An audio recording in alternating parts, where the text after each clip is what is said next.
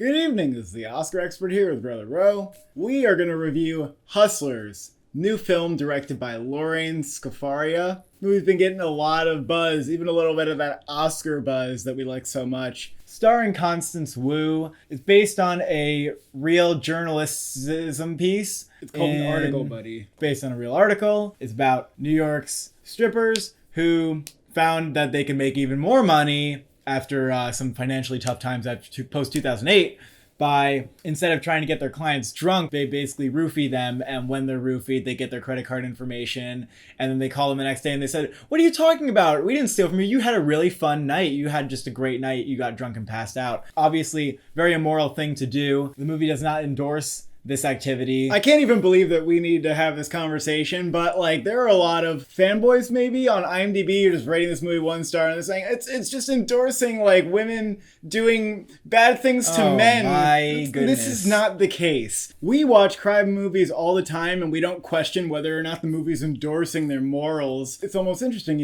why this movie? Why don't you answer that question for yourself?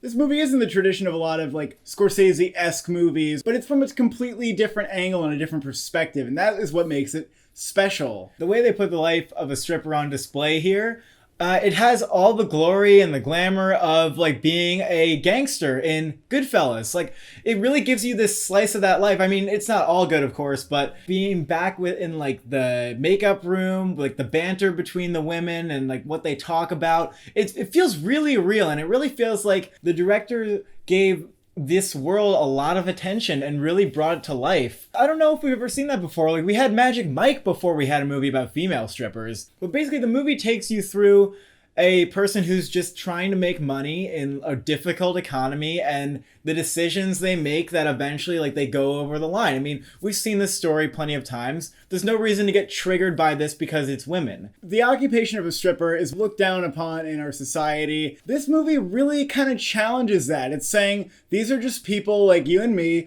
who don't want to work the minimum wage job and they have to provide for their kids, and it's just a way for them to do that. This movie asks us not to judge them just because of their occupation. It also shows that this is not about sex for them. I mean, we have this idea that strippers are motivated because of their like sexual desires. That is not at all the case. Not at all. People have complimented it for its female gaze. I think that rightfully so. As much as stripping is a sexual act, you get out of that perspective where it's more like a job or a craft rather than they're performing sexual favors. And there's a great scene where Jennifer Lopez shows Constance Wu's character. She gives her like a lesson on the pole, and it's played to classical music and it's shown as like this artful kind of dance. It's not sexual. There's not even any men in the room in this scene. The part that seems to be getting into an interesting commentary in society is that, they're in this profession rather than others because being stuck in a minimum wage job, people relate to this all over the country, it sucks.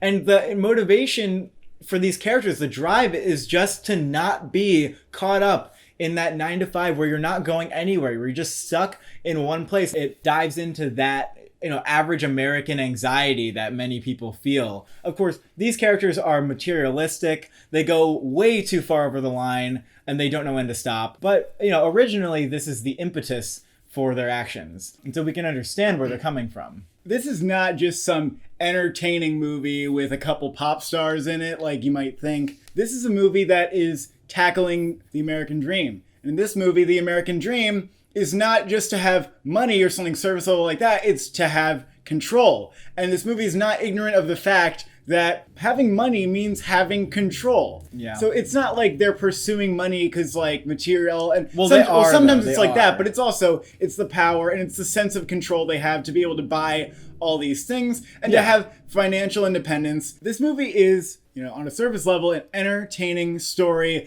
It's fast paced. The editing just chugs along the entire movie. There's music driving every scene and voiceover, I think really fun and like montages. I think it's a really well shot movie.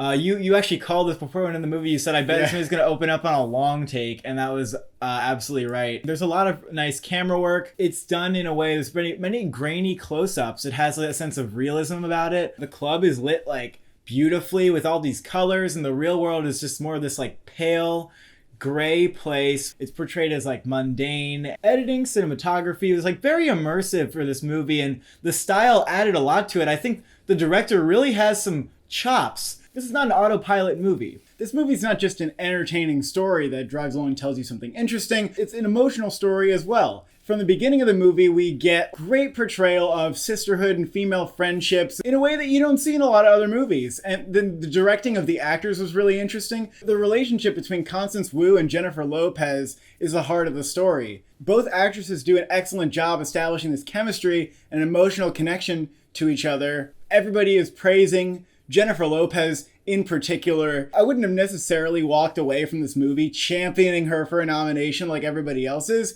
but she was really great. For me, the standout was Constance Wu. Absolutely. She impressed me the most. She drives a story emotionally. That desire for control is deeply felt.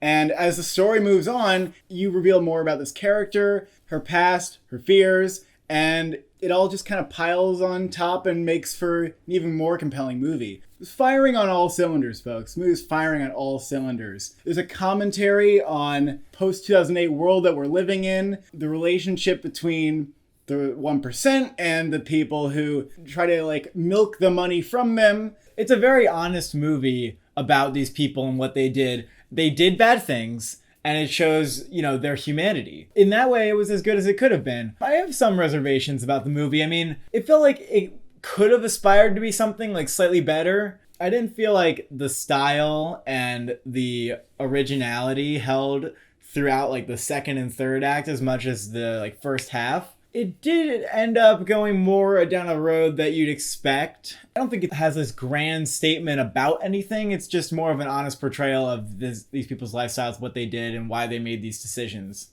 I mean, I would say, if anything, it's about how it feels to be kind of stuck at the bottom of a society. And it also does a really good job showing how these characters' backstories, you know, they might have grown up or not been able to afford a college. And if you're in that situation, you're kind of stuck. What do you do to get ahead of like that minimum wage? It took you step by step on how they came to the point that they did, how they went just a little too far, and you understand where the characters were coming from. My main complaint with the movie was that we seem to lose track of the motivations of these characters. Like, many of them are doing it like for their daughter, for independence, but it often becomes substituted for coats and of material things. And I understand that's part of these people's lives, and you can't just say that they weren't motivated by material things. I mean, of course they were. It's to an excessive amount, just like Wolf of Wall Street. It shows them having fun and like celebrating and buying each other stuff like a lot. It was almost overkill after a while how often they were shown celebrating. I just wanted it to stay with like the original motivation, like they were doing it for the daughter or for independence, like these things that everybody wants. But I feel like it kind of lost touch with that, and these become characters that are sort of hard to relate to at a certain point, because it does become like their main reward. I wouldn't say it's losing focus. I would say that the characters themselves are losing focus. You're celebrating with them because you're feeling the euphoria that they're feeling. They have all this new spending power. It just becomes too much about that. Yeah, after a while, that's not fun. So for me, like, I really enjoyed it. I think this is like a very, very good movie. I'm maybe not as enthusiastic after having seen the movie as I was like when watching it. I felt invigorated at certain points, but it didn't quite like reach those heights that I was hoping it would get to. I thought there were definitely heights in this movie. I thought it was an emotionally compelling story, whether that's because you're connecting to the relationship between Constance Wu and Jennifer Lopez, or because the social commentary just felt so real that it like rattles you a little bit at times. I don't know if there's anything about the movie that completely floored me, but it was extremely well-rounded. It did a lot of things right. It went places that it didn't have to. Yeah, exactly. And it nailed it. Constance Wu really brought that home. Like, to me, she was an all-star. I mean, I will say Jennifer Lopez has the command of the room, and I think that's why people are going, oh my god, just like the big dick energy needs an Oscar. I kind of love the movie, and it's one of my favorites of this year so far. It came out of nowhere almost. I have to give it a half rating here because I'm between 8 and 9. I thought we weren't going to do that anymore. I know, but I have to. Like, it's dishonest for me to go either way, so I have to go 8.5. I mean, I would have given it a 9, but if we're giving it a half, so maybe I go with 9.5. Thank you for watching. Thank you for subscribing. Tell us your money-making schemes.